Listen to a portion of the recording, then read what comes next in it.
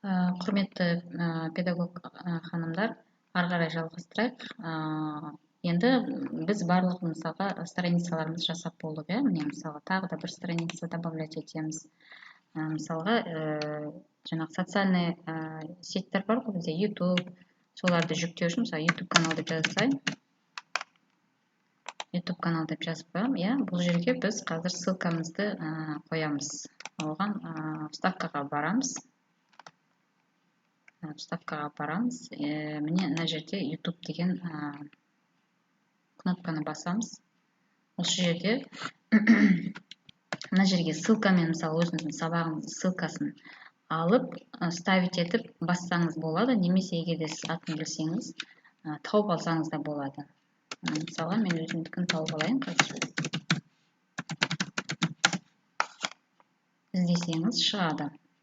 Менікі міне шығып тұр, дене шынықтыру, дені сау ұрпақ. Осы басамын.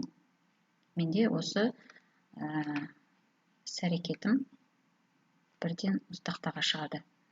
Және де ссылки на социальной сети дегенді бассақ та болады. Ол жерде біздің жаңағы YouTube каналымыздың ссылкасын копировать етіп алып, мына жерге ставить етеміз. Мына жерге. Содан кейін вставканы басқан кезде бізде бірден мына жерге бетіне ссылкасы шығады YouTube-тың. Сол сияқты Instagram-да да жасауға болады. Келесі документтерді қоюға болады.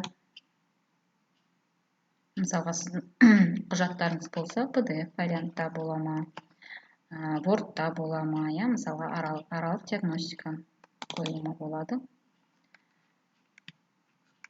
Мына жерге шығады. Мінекей.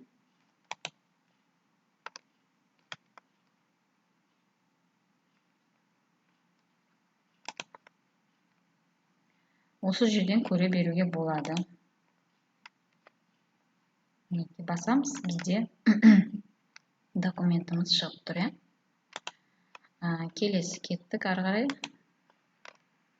Презентацияда тура солай, таблицада тура солай, мына жердегі формалар және диаграммаларды тура солай қоюға болады. Енді осы жасап болған заттарымызды, портфолиомызды бітіргеннен кейін, барлығын өзгертіп, бәрін бекітіп болғаннан кейін біз жариялауымыз керек сайтқа. Ол үшін опубликовать деген кнопканы басамыз. Бізде мына жақта веб адрес деген шығады. Бұл жерге ағылшын тілінде жазамыз. Мысалға Гүлназ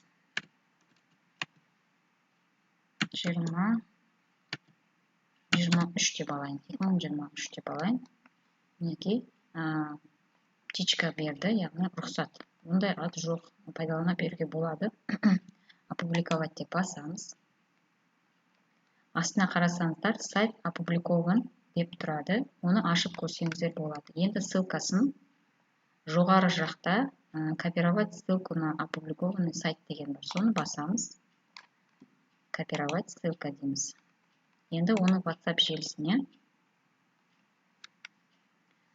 желісіне салып, әріптестеріңізге ұсынсаңыздар болады.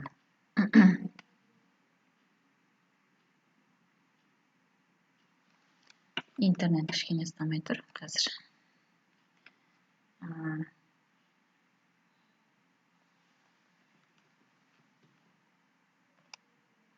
Мінекей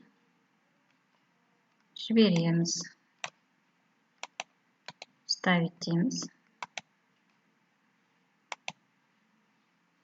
Енді осы ссылканы басқан кезде бізде бірден